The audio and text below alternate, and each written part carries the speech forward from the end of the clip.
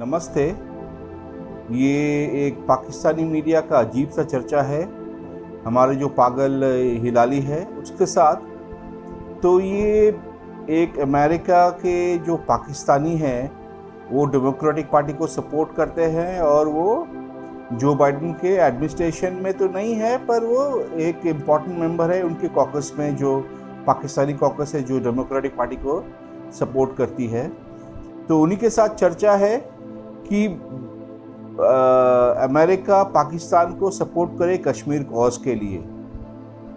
तो सुनिए ये जो पाकिस्तानी अमेरिकन है वो क्या कहता है। वो बोल रहा है कि अमेरिका तो आपको सपोर्ट कर सकता है पर मध्यस्थता नहीं कर पाएगा। अगर आपको कश्मीर सॉल्यूशन चाहिए तो आपको भारत से सीधा बात करनी पड़ेगा। तो इस पर गाली गलौज हिलाली ने शुरू कर दिया बात। आप इनकी डिबेट सुनिए, उसके बाद मैं इस वीडियो की समीक्षा करता हूँ। सर, आर्मी चीफ के स्टेटमेंट को आप कैसे देखते हैं, कैसे इसको इंटरप्रेट करते हैं इस वक्त? देखिए, कश्मीर में काफ़ी स्ट्रांग रिएक्शन हुआ है, इसलिए उन्होंने ठीक तरीके से समझा नहीं। इन्हें जब ये कह रहे हैं बेरी द पास्ट, उसका मतलब ये नहीं है कि कश्मीर भूल जाओ। उसका मतलब ये है तो एंगर और बिटरनेस जो होता है, जो रैंकर होता है, उसको निकाल के ये मसले को हम हल करने की कोशिश करें और पीसफुली हम हल इसको कर सकते हैं। मुनासिब बात की है उन्होंने। अब बात असल ये है कि समझना चाहिए कि हिंदुस्तान का गेम क्या है। मैं आपको एक्सप्लेन करता हूं इन 2 मिनट्स। हिंदुस्तान का गेम ये है कि वो अभी आप देखेंगे अमेरिकनों के कहने पे वो कहेंगे आओ क्रिकेट खेलो। वो कहेंगे देखो ये बॉर्डर जो है ये सुनसान है। वो कहेंगे बैक चैनल टॉक्स जो है वो भी शुरू करो। और अगर आप अच्छे से करें ये बातें करते हैं तो हम ये गिलगित बल्तिस्तान का जो क्लेम है वो भी शायद हम छोड़ दें। और BLA और TTP जो लोगों को हम हथियार देते हैं और पैसे देते हैं और बलूचिस्तान और KP में वो आके हमला करते हैं वो भी हम शायद रोकते हैं। शायद हमारे फॉल्स फ्लैग ऑपरेशंस और प्रोपेगेंडा भी कम हो जाए, मगर 2 शर्तों पे। एक, मकबूजा कश्मीर तुम भूल जाओ, और दूसरा, गुलभूषण यादव को हमें वापस भेज दो। और माफ करिए, मैं आपको एक और चीज बताता हूं, मगर साथ साथ हम अपनी कोशिशात, पूरी कोशिशात के मुसलमान कश्मीर को हिंदू कश्मीर बनाना, बाय चेंजिंग बाय हिंदुओं को इंपोर्ट करके उसको सेटल करना और make it a majority Hindu state, वो हम चलते रहेंगे। आपको ग्रे लिस्ट में पूरी कोशिश होगी कि हम रखेंगे, और हम पूरी कोशिश करेंगे कि बाइडेन को ब्लैकमेल करें कि वो प्रेशर तुम्हारे ऊपर रखे कि पाकिस्तान वो कहे जो बाइडेन कहता है। आई एम सॉरी, ये तो बड़ा आसान खेल है। We have seen it. ये सबके सामने होना चाहिए। हमारा रिस्पांस क्या होना चाहिए, मेरे ख्याल में कहने की जरूरत नहीं है। हमने एक वादा किया था हक़ खुद इरादियत क्या, और उस वादे को हमने पूरा करना है। और अगर नहीं कर सकते हैं तो तारीख हमें कभी नहीं फॉरगिव करेगा। दूसरे लोगों को छोड़ो, तारीख और हमारी सेल्फ रिस्पेक्ट हमें कभी भूलने नहीं देगी। बिल्कुल सही। इमरान साहब, समझते हैं कि मसला है कश्मीर को वैसे भी पहले भी कभी कोशिश की गई है ना कि जी ट्रेड करके पहले हालात बेहतर कर लिए जाएं, पहले और चीजों पे डिस्कशन कर ली जाए। आप समझते हैं कि मसला कश्मीर को एक साइड पे रखकर वैसे भी हम ताल्लुकात बेहतर कर सकते हैं? पाकिस्तान और इंडिया जो है ना, इसके ताल्लुकात जो है, इसमें कोई शक नहीं है कि खित्ते में तरक्की की चाबी है। लेकिन ये चाबी उसी वक्त कारगर होगी जब ये ताला पहले कश्मीर का खुलेगा। अगर आप उस चाबी से कश्मीर का ताला खोले बगैर को कोशिश करेंगे तो वो इतनी कामयाब नहीं हो सकती।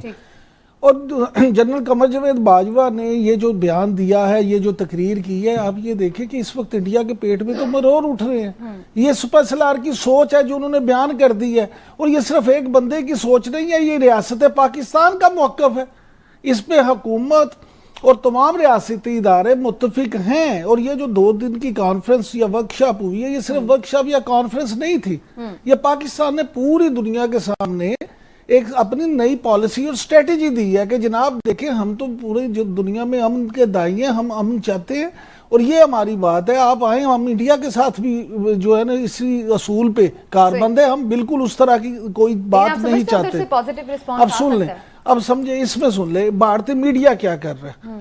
जो अभी राली साहब बात कर रहे थे ना कि वहां से कश्मीर से रिएक्शन आया, भारतीय मीडिया खासतौर पे हिंदुस्तान टाइम्स और दूसरे उनके जो हैं अखबारात और चैनल्स, वो इस बात को कर रहे हैं कि जी शायद पाकिस्तान ने अपना मौक़िफ़ छोड़ दिया, वो कश्मीर से पीछे हट गए हैं, कि उधर आदियत की बात नहीं की, और वो लोगों को उस तरह से प्रोवोक कर रहे हैं। और क्यों? इसलिए कि उनके पास सब सिवाय बगले बजाने के और कोई काम रह नहीं गया। लेकिन कुछ मीडिया उनका ऐसा है जो कह रहे हैं कि जनाब आपने तो फौज को बिल्कुल नॉन प्रोफेशनल कर दिया, और जो जनरल कमर जावेद बाजवा ने किया उन्होंने तो आपको दुनिया में अकेला करने की रेंज पे ले आए हैं। अब अगर आपने इस पॉलिसी पे कोई मुस्बत काम ना दिखाया तो उसका नुकसान होगा। बिल्कुल सही। लेकिन इस हवाले से एक जो चीज है लाली साहब, इमरान साहब, वो जाहिर है कि अमेरिका की तरफ भी लोग देखते हैं कि शायद वो कुछ बीच में इंटरवीन करके ये हल करा सकता है। इस वक्त चूंकि अमेरिका में नई हुकूमत आ चुकी है, जो बाइडन साहब तकरीबन तमाम मामला संभाल चुके हैं, तो अब उनकी इस हवाले से क्या सोच है, कुछ जानने की कोशिश करते हैं। हमें आज ज्वाइन किया स्पेशली ताहिर जावेद साहब ने, जो कि डेमोक्रेटिक पार्टी के मेंबर हैं और इस हवाले से उनका काफी काम भी है, तो उनसे थोड़ी सोच जानने की कोशिश करते हैं कि वो कैसे देखते हैं आगे के ये मामला। बहुत शुक्रिया आपका ताज। प्रेसिडेंट बाइडन है, उनका 50 साल का एक्सपीरियंस है, he knows it very well कि पाकिस्तान के बगैर किसी भी। और आपको एक चीज़ और भी बताता चलूँ कि प्रेसिडेंट बाइडन के यहाँ के पॉलिटिशियंस के साथ अपने बड़े ज़ाती ताल्लुकात हैं। हलाले पाकिस्तान या शायद उससे अवार्ड उनको मिल चुका है यहाँ पे, तो ये एक मेमोरी है, एक हिस्ट्री है। तो मैं समझता हूँ कि आने वाले 4 सालों में पाकिस्तान बहुत एक अच्छे के अंदर होगा अमेरिका के साथ। अच्छा डॉक्टर साहब, ये बताइएगा कि सदर ट्रंप ने उस वक्त सॉलिसी की पेशकश की थी कि पाकिस्तान और इंडिया अगर चाहे तो मैं सॉलिसी का किरदार अदा कर सकता हूं, तो क्या बाइडन खित्ते में अमन के लिए और मसला कश्मीर के हल के लिए इसमें कोई दिलचस्पी ले सकते हैं? पहली बात तो ये है कि वो जो ऑफ़र थी ना उनकी, उसके पीछे कोई बैकग्राउंड, कोई सेंस, कोई मिसाल इंटेलिजेंस का रोल नहीं था। आपको भी पता है, मुझे भी पता है कि अमेरिका और पाकिस्तान दोनों के दरमियान में जो ये बोन ऑफ कंटेंशन की आपने बात की है, कश्मीर, इस मामले के ऊपर बायलैटरल रिलेशन आपकी टॉक्स होगी और उसी के अंदर इसका हल निकलेगा। किसी भी तीसरे मुल्क के साथ बैठ करके ना तो इंडिया इस चीज़ के ऊपर मेरा ख्याल अग्री करेगा, ना ही पाकिस्तान करेगा कि इस मामले के अंदर हाँ फैसिलिटेशन हो सकती है।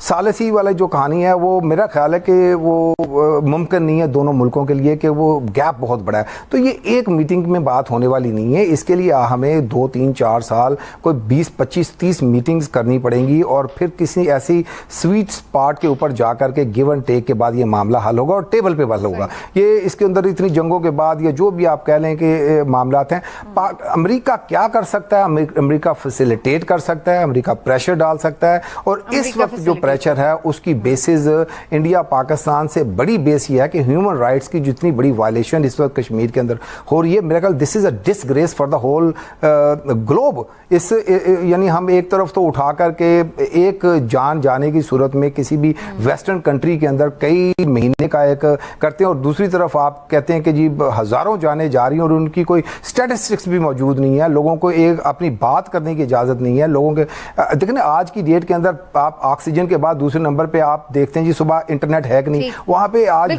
खामोश नहीं रहा जा सकता। ताहिर साहब आप साथ ही मौजूद रहिएगा, मैं जरा हिलाली साहब पे का भी कमेंट लेना चाहूंगी इस हवाले से। हिलाली साहब, जैसे कि ये भी बात कर रहे थे ताहिर जावेद साहब भी, आप समझते हैं कि सालिसी नहीं हो सकती, फैसिलिटेट किया जा सकता है? अमेरिका क्या किरदार अदा कर सकता है इस हवाले से? देखिए, पहले ये जनाब हैं अमेरिकन और बाइडेन एडमिनिस्ट्रेशन के एक रिप्रेजेंटेटिव है, तो आप वो तो वही कहेंगे ना जो उनकी हुकूमत और उनका सदर कहता है। हमारा पॉइंट ऑफ व्यू डिफरेंट है। हम जानते हैं कि क्या हुआ है, मोदी ने क्या किया है कश्मीरियों के साथ। क्यों नहीं तुम आके उनको सैंक्शन करते हो? क्यों नहीं तुम यूनाइटेड नेशंस में जाते हो और कहते हो कि जिस किस्म की हरकतें वो कर रहा है कश्मीरी और मुसलमानों के साथ, it's worthy of sanctions. China को तुम क्रिटिसाइज करते हो, बर्मा के खिलाफ तुम स्टेप्स लेते हो, मगर जो कश्मीर में हो रहा है हाफ जेनोसाइड, तुम कुछ नहीं कर रहे हो।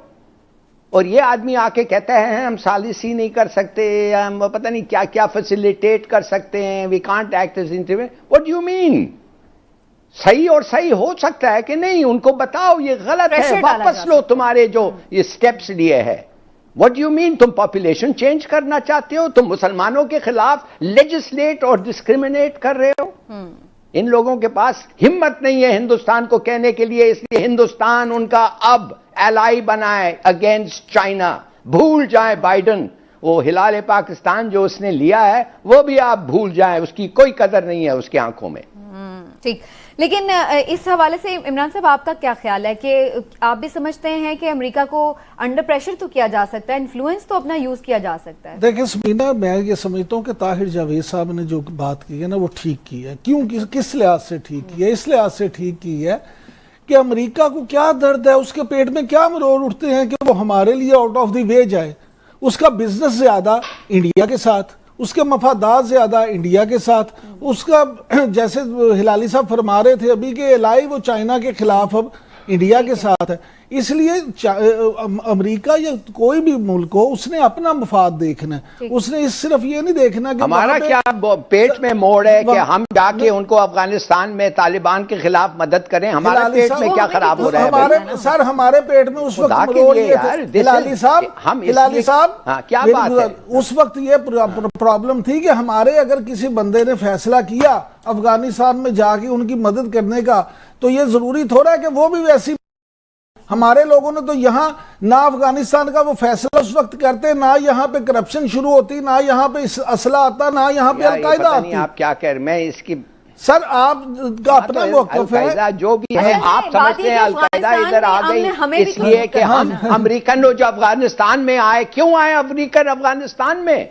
ये अफगान तो नहीं थे जो वो टावर पे हमला किया था, वो तो सऊदी अरब थे।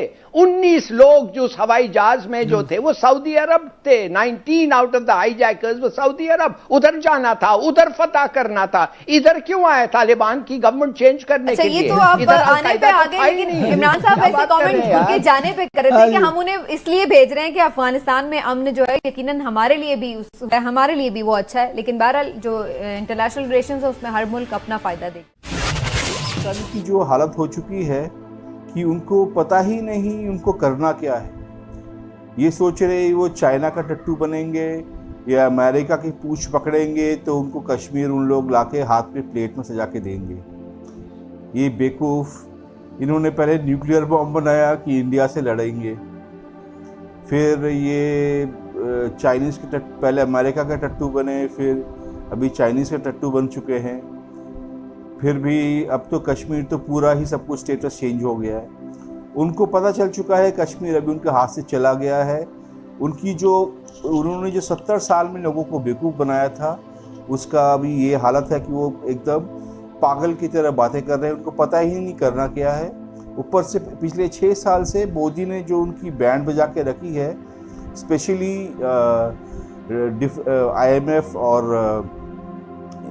FATF में, तो बेचारों की हालत एकदम खस्ता हो चुकी है। ऊपर से चीन ने उनको जैसे मर्जी उनको लोन दिया है और उनके सारे जितने भी नेशनल एसेट्स है सबको चीन ने गिरवी रख लिया अपने पास। तो अभी पाकिस्तान के पास एक भी एसेट्स नहीं है जो कि वो दोबारा किसी को गिरवी दे सके कि उसके अगेंस्ट उनको इंटरनेशनल मार्केट से पैसा मिले। सब कुछ चीन को दे चुके हैं, तो उनकी ये हालत है। तो सोच रहे थे आखिर में अमेरिका उनको कुछ हेल्प करेगा, पर वो भी नहीं हुआ, तो उन्होंने अपने ही पाकिस्तानी को गाली गलौज करी। आप क्या सोचते हैं इसके बारे में? कमेंट में लिखिए, और अगर मेरे चैनल में नए हैं तो प्लीज़ सब्सक्राइब करिए, क्योंकि इस तरह की वीडियो डालने में प्रोत्साहन मिलेगा अगर आप सब्सक्राइब करते हैं। धन्यवाद, थैंक यू।